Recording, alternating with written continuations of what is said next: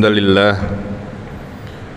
نحمده ونستعينه ونستغفره ونعوذ بالله من شرور أنفسنا ومن سيئات أعمالنا من يهده الله فلا مضل له وما يضلل فلا هادي له أشهد أن لا إله إلا الله وحده لا شريك له وأشهد أن محمد عبده ورسوله لا نبي بعده اللهم صل وسلم على نبينا محمد صلى الله عليه وسلم وعلى آله وصحبه ومن تبعهم بإحسان إلى يوم الدين أما بعد.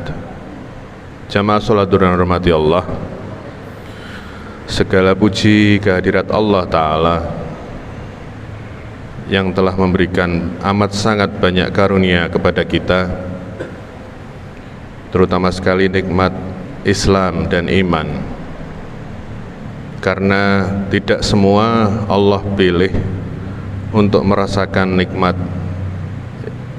Islam dan iman ini. Dan salawat serta salam bagi junjungan kita Nabi Muhammad sallallahu alaihi wasallam, manusia paling indah yang pernah Allah ciptakan di atas muka bumi, yang sudah selayaknya menjadi panutan kita sebagai orang yang mengaku beragama Islam. Jamaah salat duhur yang dirahmati Allah, sebagaimana kita sebagai kaum muslimin sepakat, telah ijma' para ulama. Ijma' itu sepakat para ulama ahli ilmu agama ini tentang dua syarat diterimanya amal solih. Yang pertama adalah ikhlas karena Allah. Yang kedua, ittiba atau mengikuti tuntunan Rasulullah sallallahu alaihi wasallam. Jamaah salat yang dirahmati Allah, ikhlas karena Allah itu tidak seperti yang banyak disampaikan oleh manusia tentang perbuatan baik mereka, yang mana banyak manusia berkata, saya tidak bersikap baik untuk mendapatkan pahala, saya bersikap baik karena saya ingin bersikap baik. Jadi ia mengesampingkan ikhlas karena Allah Ta'ala. Dan bisa jadi karena yang bersangkutan itu bingung, ingin terlihat ikhlas dan seterusnya, maka ia katakan seperti itu. Padahal jamaah salat yang dirahmati Allah, apabila kita tidak usah gengsi mengatakan bahwa saya beramal solih karena mengharap pahala dari Allah Ta'ala, itu pun bukan sesuatu yang memalukan. Dan malah itulah syarat amal solih kita itu diterima oleh Allah. Jadi logikanya gini, seseorang berangkat pagi dari rumahnya, dia ditanya, Pak mau kemana? Wah, saya mau keluar aja, keluar rumah, pokoknya saya keluar rumah. Itu tidak mungkin terjadi, malah bisa disangka non sewu orang gila. Ya kenapa? Keluar rumah nggak ada tujuan. Jamaah salat yang dirahmati Allah, selumrahnya seseorang keluar rumah itu dia pasti punya tujuan. Saya mau pergi bekerja, saya mau ikhtiar mencari penghasilan, dan seterusnya. Maka saat kita ditanya apa alasan seorang muslim beramal solih, tentulah jawabannya, saya beramal solih ikhlas mengharap wajah Allah Ta'ala. Sebagaimana Allah Ta'ala berfirman dalam surat Al-Bayyinah, wa ma umiru illa liya'budullaha mukhlishina lahuddin. Dan kita itu tidak diperintahkan untuk beramal solih, bertindak selama hidup di dunia itu selain menegakkan urusan agama ini, yaitu berharap surga Allah Ta'ala dan berlindung dari siksa neraka Allah Ta'ala. Dan sudah mafhum kita ketahui surga itu nyata adanya, karena Allah Ta'ala berfirman di banyak tempat, sifat surga itu tajri min tahtihal anhar,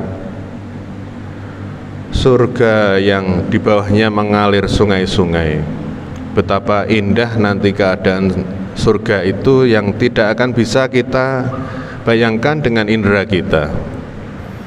Dan syarat kedua diterimanya sebuah amal solih adalah mengikuti juklak juknis, petunjuk pelaksanaan dan petunjuk teknis yang kita dapatkan dari Rasulullah Sallallahu Alaihi Wasallam.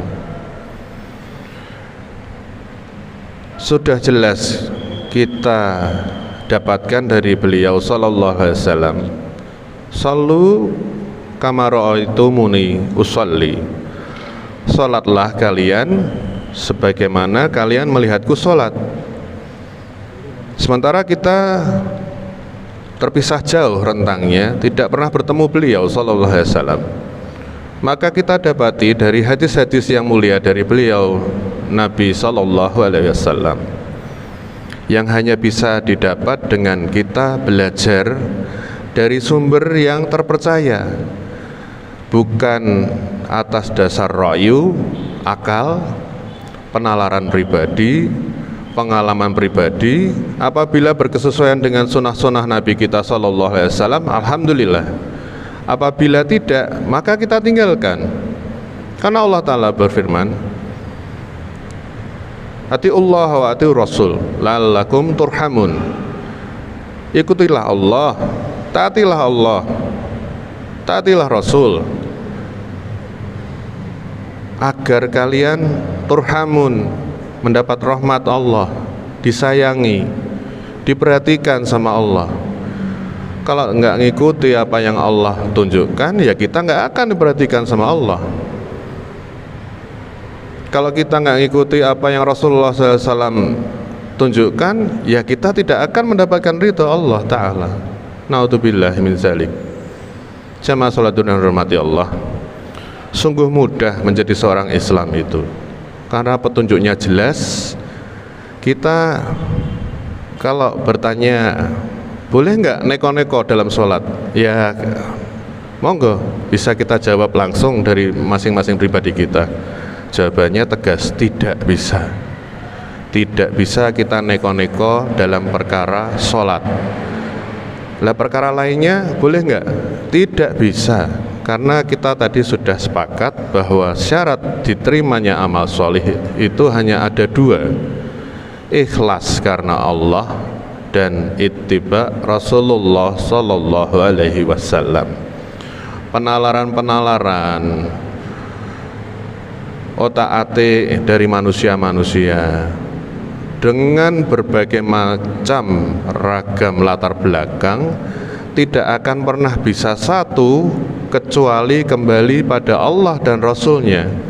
Dan segala puji bagi Allah, kita tidak mendapati agama kita itu agama Islam kanan, agama Islam kiri, agama Islam biru, agama Islam hijau, agama Islam barat, agama Islam timur. Tidak. Islam itu ya Islam. Kita melaksanakan ibadah sebagaimana Rasulullah Sallallahu Alaihi Wasallam beribadah.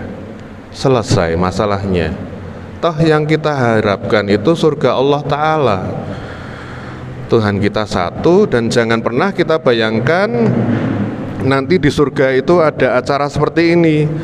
Islam golongan kanan masuknya dari pintu A, Islam warna oranye masuk dari surga pintu B. Tidak ada seperti itu. Tidak ada dasar dalilnya, dan tidak ada insya Allah Islam yang macam seperti itu, beragam-ragam. Nanti kalau kita mau masuk surganya Allah Ta'ala, maka jamaah salat duhur yang dirahmati Allah, sudah saatnya kita melihat diri kita, bagaimana hubungan kita dengan Allah Ta'ala. Kita baik dengan Allah Ta'ala, insya Allah Allah baik dengan kita. Kita tidak baik dengan Allah Ta'ala, Allah tetap baik sama kita. Masalahnya kita mau percaya apabila kita keluar dari kebaikan Allah Ta'ala itu akan dimasukkan neraka atau tidak. Jawabannya kembali ke masing-masing. Apabila kita ingin selamat di dunia dan di akhirat, jalannya hanya satu, tidak ada alternatif lainnya. Ayat yang kita ulang berkali-kali dalam sholat kita, ihdinas siratal mustaqim, tunjukilah kami jalan yang lurus. Jalan yang lurus itu jalan yang macam apa? Siratal ladzina an'amta alaihim, jalannya orang-orang yang telah engkau beri nikmat. Jalannya siapa? Jalannya Rasulullah, jalannya para anbiya, nabi-nabi dahulu, jalannya orang-orang yang mengikuti para nabi dan Rasulullah sallallahu alaihi wasallam. Hanya itulah satu-satunya jalan selamat di dunia dan akhirat. Wallahu a'lam bishawab. Semoga Allah ampuni dosa kita sekalian. Semoga Allah angkat kesulitan-kesulitan kaum muslimin di seluruh dunia, dan semoga Allah pertemukan kita nanti di surga Allah Ta'ala. Subhanakallahumma wa bihamdika asyhadu alla ilaha illa anta astaghfiruka wa atubu ilaik. Assalamualaikum warahmatullahi wabarakatuh.